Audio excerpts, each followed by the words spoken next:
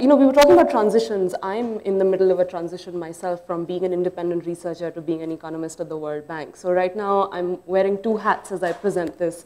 I'm going to cite some of the work that I was doing with CPR, and I'm also going to draw on some work that I was doing with the World Bank. I'm trained as a microeconomist, so we tend to dwell on the minutiae of things. So I'm going to get into the particularities of one particular welfare program and use that to maybe shed light on what that says about urban welfare regimes.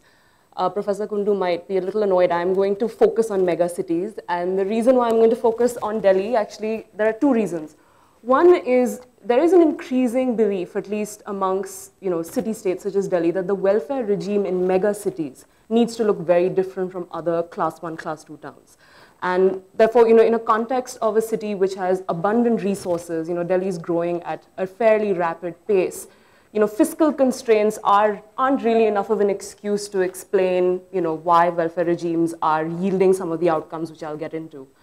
And the second reason why I'm going to specifically use the case study of old age pensions is because this conversation around cash transfers has become is heated, a lot of interest. And old age pensions actually are an unconditional cash transfer that the Delhi state government has been implementing since 1975. This predates a lot of this recent enthusiasm. And yet the interesting thing is, despite the fact that these pension programs and cash transfers are very salient within the fiscal landscape and also the political landscape of a state like Delhi, they're managed by the Ministry of Rural Development. So that's one thing to just keep in mind that, and if you look at a lot of the way the programs are designed, the application processes, how the imagination of the bureaucratic imagination is very much rural. And so you can see that in the way the program is designed, and I'll get into that a little bit as we go ahead. So what am I going to do today? I'm going to do two things. One, quickly explain to you just the patterns of coverage, targeting, looking at the case of financial assistance schemes. So these are all cash transfer schemes. And I'll also include the PDS within sort of this analysis. But then using specifically the case of the old age pension scheme, I'm going to talk about mechanisms. So you see patterns of low coverage, flat targeting. What are the mechanisms that might be applying? At this stage, just quickly giving you an introduction to the old age pension scheme. As I said, it's unconditional since 1975. I'm going to juggle a lot of data sources as I'm doing this. So I thought quickly to give you some background. There's a study that's just been completed by JPAL, which was done in 3,000 households in the slums of Delhi. The interesting thing about their sample was that they actually selected recognized and unrecognized slums. JPAL is the Jameel Poverty Action Lab, Abhijit Banerjee. So I have to thank Abhijit and Rohini in particular for giving us access to this data. The second is actually mission convergence, which is a data set that comes from the Delhi government itself. The third is some work that the World Bank has again been doing within the slums of Delhi. And the fourth source of data, which is predominantly where my qualitative inputs will come in, is some work I was doing with Partho and Michael Walton with CPR. So what's the context of welfare in Delhi? Delhi is a new city-state, relatively. The welfare machinery actually at the district level, and by that I mean the administrative machinery, is fairly new. It's only in around 2005, 2004 that the state government of Delhi started to set up these things called district social welfare offices that are specifically meant to manage applications, sanctions of all these applications for welfare programs such as the pension scheme and cash transfers. Increasingly, within the context of Delhi, if you look at where the policy where is policy emphasis going, there's an increasing use of the lexicon of geographical targeting. So this idea that we should go universal if you live in a slum. So if you live in a slum, we should give you all these welfare benefits, and we should start to relax some of the norms. And there's an increasing move away from using income-based poverty measures, but also reflecting on notions of vulnerability. Especially, the idea that if you live in a slum, if you have an informal job, if you display certain socio-demographic characteristics, such as, having an elderly person within your household, having a disabled member in the household, a female-headed household, for example, the likelihood is you're at far greater risk of falling below the poverty line, and you're more vulnerable to shocks. Now, this thinking has set in motion a series of administrative reforms since 2005. One of which is that there's an increasing move within Delhi to move towards universalization. And I'll talk about that a little bit, which is increasingly we don't want to use BPL cards as a method to target welfare benefits. And there's also this immense need to prioritize people based on what location they live in. So place is becoming a really important metric. The other series of reforms which are very interesting in the context of Delhi is that the Delhi government somewhere has recognized that applying for a cash transfer program or even the PDS, applying for a ration card, is so incredibly cumbersome and difficult, especially for people who live in slums. They've set up this slew of what they call Samajik Suvidha Sangam, also known as mission convergence, where they set up these citizen service centers within 225 slums in the city, all recognized, I should add. These are legal notified slums. And the idea was that if you wanted to apply for a scheme, you could go to one of these centers. They're also called gender resource centers, and they would be able to help you. So you see a lot of progress on paperwork, and yet the data seems to suggest slightly other findings. And what I'm going to do is, I've run all kinds of crude OLS estimates on this. I'm happy to talk about the econometrics of this later. I've run probit models, but what I'm synthesizing all these into the main salient, significant factors. So what I'm trying to tell you is, what are the factors that seem to be significant at the 1% level to determine whether someone is likely to enroll in any financial assistance scheme or the PDS? And those factors that determine that you're not. And you'll see on the left, the stuff in red is usually very significant determinants that you are less likely to be enrolled. So typically, a household has a disabled member, a household lives in a JJ colony or a recognized slum, lives in an unrecognized slum, the head of the household is female. Whereas if you start looking to the right, things that will certainly increase your probability at a significant level to be enrolled in programs is you have a ration card and you have a bank account. That means paperwork.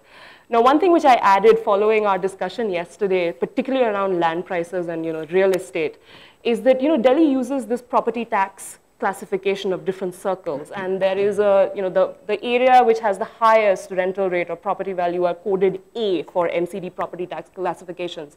And what you find actually is that if you live in a neighborhood which is in a slum, which is 2 kilometers away from an A neighborhood, likely you're actually less likely to be in a welfare program. And I'll get to the dynamics of that. That means the closer you are to an area which has fairly high real estate value, that has some impact for some reason, and I'll talk about the mechanism in a little bit, has some impact on whether you can actually access programs, and turns out you can't.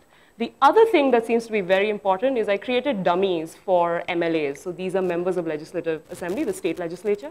And what you find again is that if your MLA is a minister within the current government, again, the likelihood of you being in a program is really low.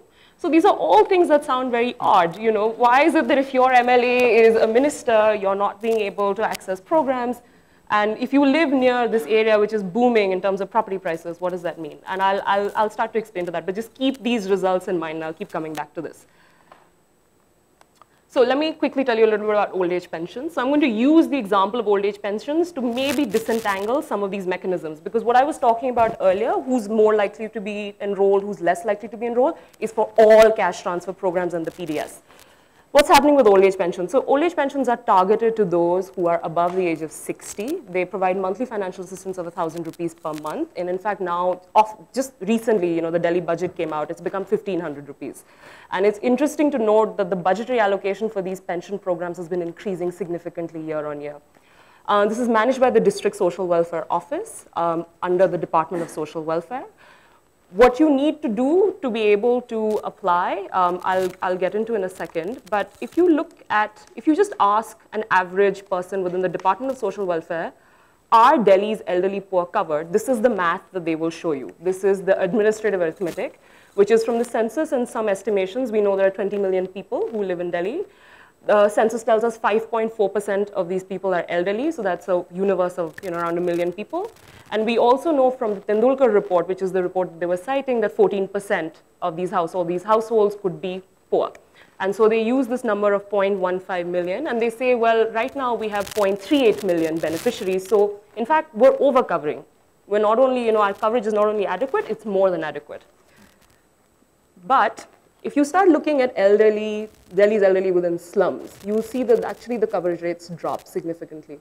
And these are low coverage rates, and they are across residence continuum. So in recognized colonies, JPAL, as per the data, and these are all eligible households, right? So I've actually looked at those households that meet the income cutoff as well, which is the 60,000 rupees income cutoff that I talked about a little you find that 32% of eligible households receive the pension. In recognized and unrecognized colonies, only 17%. So the moment you include the unrecognized, it drops even further. And a lot of people would then come back and say, well, is that because people within unrecognized colonies don't know about the scheme, aren't interested? That isn't the case, because they find 82% would like to apply or have applied. And finally, if you look at the administrative data of beneficiaries of the OAP, you only find 24% actually come from recognized or unrecognized slums. Targeting of the pension scheme, again, tends to be pretty flat. In fact, it's flat for all pension schemes across. So it's not as if even within recognized colonies, there's some kind of elite capture within. So you have a high equal likelihood of being in these schemes if you're the poorest within your recognized GHA colony or if you're the richest. So what do we see here? We see that you have on paper a fairly progressive scheme. We've moved beyond BPL criteria, and yet in outcomes you see that coverage rates are low and targeting is flat. So let's talk about some of the possible mechanisms that might be triggering this. The first is, of course, the eligibility criteria and the problem, or what we call the problem of paperwork. Now, to apply for these schemes, you need essentially three things, and these are three really difficult things for people to get. One, you need proof that you have been a citizen of Delhi for 5 years, continuously a citizen of Delhi for 5 years. The second thing you need to be able to prove to me is you need to have paperwork that tells me that you are of a certain age, so you are above the age of 60. And the interesting thing is, they won't accept just one document for these two together, they want two unique documents. The third thing that you need to be able to do as well, which is very much linked to the problem of paperwork, is you need a singly operated bank account. And that's actually part of the eligibility rules. Yeah? What do we find? We find that BPL targeting and who has a BPL card is very flat across monthly per capita expenditures groups in the city. And if you start looking at slums in particular, you realize those actually with BPL cards, only 16% of households actually report income below the OAP, the threshold. So the Delhi poverty line is around 1,000 rupees per month, and pensions are meant to be targeted to those who are below 60,000 rupees annual household income. So that's basically 1,000. And what you're doing in a way is, the Delhi government has responded to this. They've said, we realize that, people who have BPL cards may not be poor. The targeting of BPL cards is not particularly good. So they've said, we'll get rid of the BPL card. For proof of income, you just give us a self-attested document that just says your income is below a certain amount. And the burden of proof is then on the government as opposed to being on the citizen. I'm going to quickly move through this. I talked about this. Now, if you relax the constraint of income proof, so I don't need to prove poverty, I can give you a written letter, it's much easier, yet you find that actually people just don't have the types of documents you need, the two unique documents that I was talking about. You'll realize, if you look at these figures, you'll see between recognized slums and unrecognized slums, it's really around 60 to 40% of these populations that actually have voter cards or ration cards, forget BPL cards. And right now, we have a survey in the field, which is digital, so I can give you quick data on this, which is we've listed around 60 slums in Delhi, and only 34% of individuals listed, this isn't even sampled households, have Aadhaar. So in terms of access to these types of documents, things are fairly problematic. But I would actually contend that it's not just paperwork. So if you look at what's happening, majority of the reason why these applications tend to be rejected is adequate paperwork, but that's code. That's actually code for the fact that even if you've presented me paperwork, I don't believe it. I think it's fraudulent. On average, district social welfare officers will say that anyone can sign a letter saying my income is below 60,000. What does that signal? That's not a credible signal of poverty. And so what's the best way to handle this? They've said we'll outsource it to MLAs. So 87% of the applications coming in for these pension schemes are all forwarded by MLAs. So you need a politician's signature on these forms. So you collect your paperwork, you go to an MLA office, he signs off, and in fact, they themselves, the party workers, will take the forms and submit them to the district social welfare office. So, in a way, it's a one-stop shop. You go, he signs, and then he's supposed to go ahead and forward this. And in fact, and what's amazing, he or she. And what's amazing is if you look at the data, and we have the 70% of those who are currently OAP recipients, even from the JPAL data, say they got their application form as well from the MLA. So not only are they helping you submit, they're also addressing other service deficits. So you need two pieces of pension. You need paperwork, but you also need politicians. But there's a deeper, and I can talk I'll take a minute just to talk about this, which is there's a deeper reason why this is happening. In a world where you're universalizing and you're relaxing requirements for paperwork, bureaucrats are in a bind. They don't trust the paperwork they see because they live in an ecology where paperwork can be fraudulent. So you have a very cheap signal of poverty in your residence. But if you go and queue up for a politician, that's a really costly thing to do. And somehow the belief system is, if you go to a politician and you get a signature, that's a really credible signal of you really wanting to be part, or at least wanting these benefits. So it's working in a way as a screening mechanism, which is the way they rationalize it. And this comes up quite often when you start to talk to them. And what adds to this is the fact that on average, these district social welfare officers only have 17 people as staff. And they're managing every possible scheme, right from Ladli to also managing the dowry acts. All kinds of things that sit within the Ministry of Women and Child and Social Welfare are being managed by these departments. So they're understaffed as well. So quickly, if these applications are forwarded by politicians, why is the vote bank rhetoric not kicking in? Why aren't politicians going out of their way to sign off as many applications as they can? Because you don't see that, right, from the data. Pensions don't lend themselves to collective action. These are individual benefits. You don't see that much anger and anguish around certain households not receiving this. But the narrative of clientelism also starts to fail, and I think this is where I go back to the real estate prices. So part of what I was doing with CPR, because the World Bank won't allow me to do some of these things, is I was following politicians and their party cadres around in Delhi. And I interviewed around 72 of these members from the BJP and the Congress. And here's the really interesting thing. They will say to you that at a point of time in the 1970s and the 1980s, party cadre workers were incentivized to go out and find these households who then they would take the applications from. So that was part of constituency service, be it in slums, resettlement colonies, and so on. Now, with an increasing ethnic diversification, and particularly in slums, and also you need to have pretty good information about slums to know where to go, who to find, who's actually a possible beneficiary, the effort cost for these party cadres has significantly increased.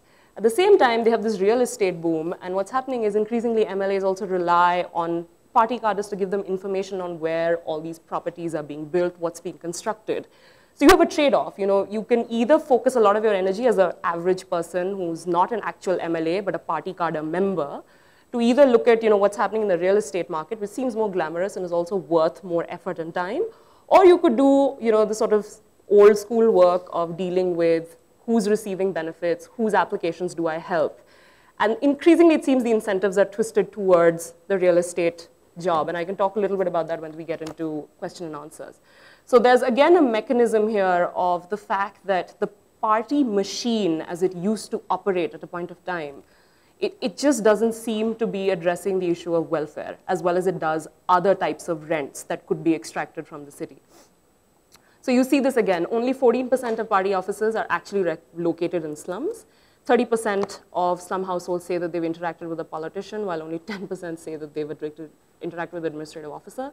Data, and this is a really interesting study, this was done by the World Bank, shows that those who are asset poor within slums are also socio-politically poor. Which means you don't know a politician, you don't know anyone who's actually a member of a political party, you also aren't of the same ethnic, you're not the same jati or the same caste as the person who is the party cadre member in the area. And so these problems are compounded. So not only do you have party cadre workers who aren't that interested because you have a serious human resource problem as an MLA, at the same time as a citizen, it's really difficult because it's very, very tough to actually go and access these offices. Now in this context, well, the problem is not really payments, because in fact, when we talk to people, we find that payments through bank accounts happen fairly smoothly, but the fact of getting a bank account itself is very difficult. Is Aadhaar and DBT really a game changer? And we find that if the problem is entry into the system, getting the right paperwork, getting the right signatures, having all the right connections, this technocratic formulation of the DBT and Aadhaar is not really going to, it's fairly orthogonal to that particular problem. Biometrics can certainly address the issue of leakage, and the current magnitude of that problem is unknown. But one other thing that Aadhaar can potentially do is deal with this problem of portability and, portability of benefits. Because if you have a city-state such as Delhi, where you have large number of migrants coming in and you're using stringent requirements as 5 years of residence proof, Aadhaar, much like the other biometric platform, there's another program called RSBY, which is Health Insurance for the Poor. It runs on a biometric platform as well, and it's the only program that is portable right now in the country, incredibly so. And so there are gains in possibly leveraging Aadhaar and these biometric-based payment platforms to think of convergence and portability eventually. But I'm just going to, 1 minute. And go back to this, which is actually, so you have formal solutions to this problem, right? You have formal solutions, which is DBT, you have, do cash transfers, use bank accounts, and use biometrics. But there are also what, we've started calling folk solutions. So you know that you have politicians whose incentives are to sign off on as many people's applications as possible. They lack the human resources to be able to do so. Can you perhaps leverage the large bhagidari and this, mission convergence group, which is a lot of NGOs who are fairly motivated to go out there and reach people, to actually get them to reach politicians? So this is actually an experiment that the state government of Delhi has started. They're doing what they call identification and enrollment camps. So what will happen is once every month, your MLA will show up at different slums organized by the mission convergence architecture, which is sort of part of the social welfare department. And you can go submit your applications to your MLA. So as opposed to you having to find a party cadre worker chasing after them, this will subsidize some of those costs. And as this goes ahead, we'll see if this actually starts to change any of the targeting and coverage outcomes. I'm sorry I went over time. Thank you.